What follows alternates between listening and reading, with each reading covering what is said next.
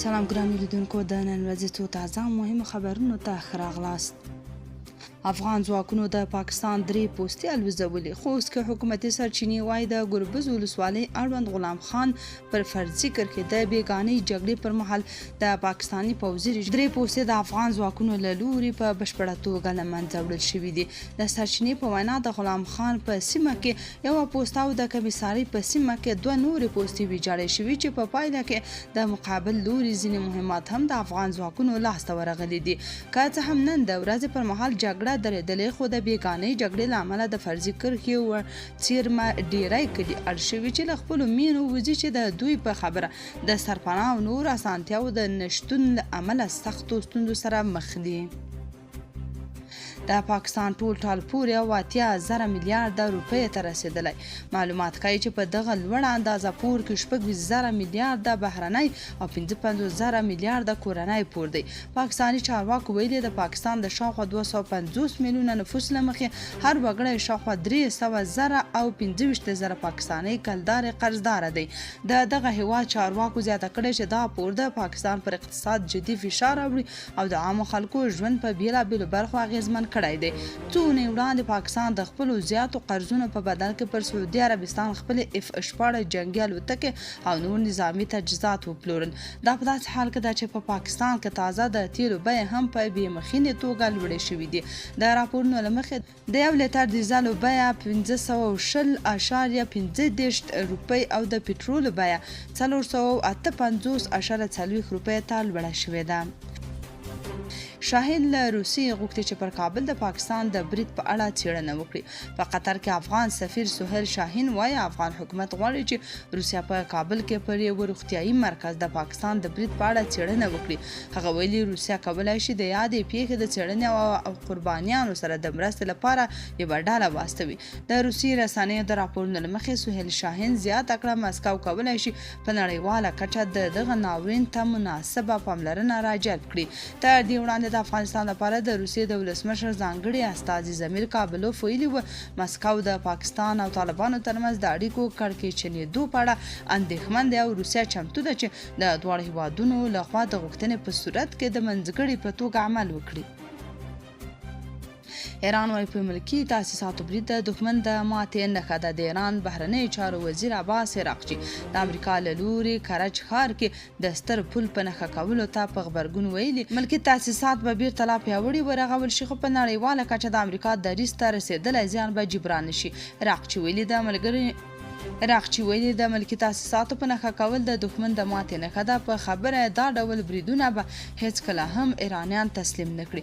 نوموړي دغه څرګندونې داسې مهال کړي چې ټرمپ د ایران کرج ښار ستر پل تر نړولو وروسته ایران ته یوې هوکړې ته د رسېدلو سپارښتنه کړې. تیره ورځ 309 کډوالې کورنۍ افغانستان ته راستنې شوې. د کډوالو ستودیو ته د رسېدنې عالي کمیسیون ویلي تیره ورځ د تورخم سپین بولدک اسلام کلا او ورېښمو له لارې 309 کډوالې کورنۍ چې د غړو شمېر یې 1415 تنه کېږي هېواد ته راستنې شوي. د یاد کمیسیون دارالانشا ویلي 102 کورنۍ چې د غړو شمېر یې 540 تنه و خپلو سیمو ته لېږدول شوي او 170 کورنیو سره مرستې شوي دي. تازه راستنو شوو کورنۍ سره نغدي مرستې هم شوي دي. د خیبر پښتونخوا د بن ولسوالۍ اړوند د پولیسو یو مرکز ته نږدې په یوه چاودنه کې لږ تر لږه 15 کسان وژل شوي او د 4 پولیسو په ګډون 13 نور ټپیان شوي دي. د سرچینو په وینا په وژل شوو کسانو کې یوه 4 کسیزه کورنۍ هم شامله ده. د ځایي پولیسو د لومړني معلوماتو له مخې دغه پیښه پرون ماخوستن د بن ولسوالۍ په ډومیل سیمه کې د پولیسو پر یو مرکز د موټر بم ځانمرګي برید له امله رامنځته شوې ده. د ځایي اوسیدونکو په وینا د چاودنې غږ تر ډیرو لرو سیمو اوریدل شوی او همداراز د پولیسو مرکز ته تیر 2 کورونه هم په بشپړه توګه ویجاړ شوي او ګڼ مالي زیانونه هم اړولي دي. روغتیايي سرچینو هم د دې پخلی کړی ویلي دي چې د پیښې له ځایه 15 مړي او 13 ټپیان وروړي دي. د دغو سرچینو په وینا په وژل شوو کسانو کې یو ډاکټر، ښځه، زوی او یوه لور او یوه بله ښځه او همداراز په ټپیانو کې 4 پولیس هم شامل دي. شیراني وایي که پاکستان غواړي افغانستان تر خپل واک لاندې راولي نو دا یو نامناسب عمل دی. د جمعیت علما اسلام پاکستان شیراني ډلې مشر او پخواني سناتور مولانا محمد خان شیراني یوې غونډې ته د وینا پر مهال ویلي د اسلام آباد او طالبانو ترمنځ روانې کشانې کې که د پاکستان موخه دا وي چې پر افغانستان اوسنی واکمن حکومت تر خپل واک لاندې راولي نو دا یوه نامناسبه کړنه ده. هغه زیاته کړې چې افغانستان یو لرغونی آزاد او خپلواک هېواد دی او باید ورته درناوی وشي. د هغه په وینا په پاکستان کې د تحریک طالبان پاکستان څومره په افغانستان کې واک ته د طالبانو له رسېدو وړاندې هم هغه مهال د ناامنۍ شدت زیات و نو هغه مهال مسؤل څوک و. هغه وایي وینه تویونه ناورین نه بلکې دا یوه طرحه ده چې د ځینو قوتونو سیاسي او اقتصادي اړتیا ده چې د دوو ډلو د یو ځای کېدو له امله وینه تویونه رامنځته کیږي.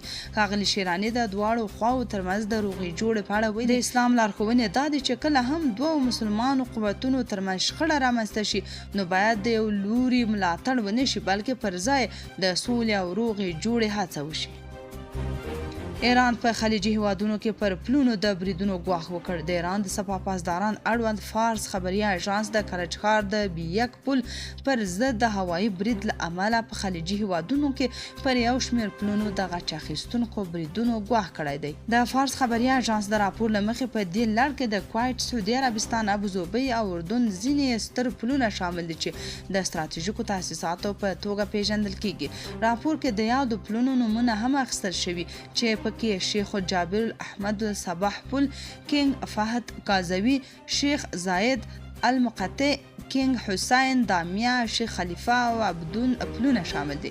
تر اوسه د ایران د حکومت له لوري په رسمي توګه د دغو هدفونو په اړه څرګندونې نه دي شوي خو دا راپورونه په داسې حال کې خپریږي چې په سیمه کې کړکېچ زیات شوی. په پاکستان کې افغان کډوال له سپکاوي او ناوړه چلند سره مخ دي. په جلاوطنۍ کې د افغانانو عالي شورا په یوه اعلامیه کې پر نړیوالو مرستندویه ادارو د بشري حقونو پر بنسټونو او د کډوالو چارو پر سازمانونو نیوکه کړې چې له افغان کډوالو سره د پاکستان د ظلم په اړه چوپ دي.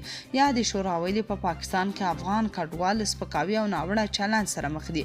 یادې شورا د جمعې په ورځ په یوه اعلامیه کې ویلي چې زرګونه افغان کډوال په پاکستان کې له جبري ایستلو، سپکاوي، ناوړه چلند، ظلم او د بشري حقونو له ښکاره سرغړونو سره مخ دي.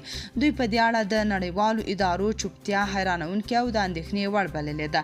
نوموړې شورا ویلي نن موږ له نړۍ په لوړ غږ پوښتنه کوو. ملګري ملتونه، د ملګرو ملتونو د کډوالو عالي کمیشنري، د کډوالو نړیوال سازمان یونیسف، د بښنې نړیوال سازمان، د بشري حقونو څار اداره او ورته نور بنسټونه چیرې دي؟ آیا د دوی دنده یوازې د خبرپاڼې خپرول دي؟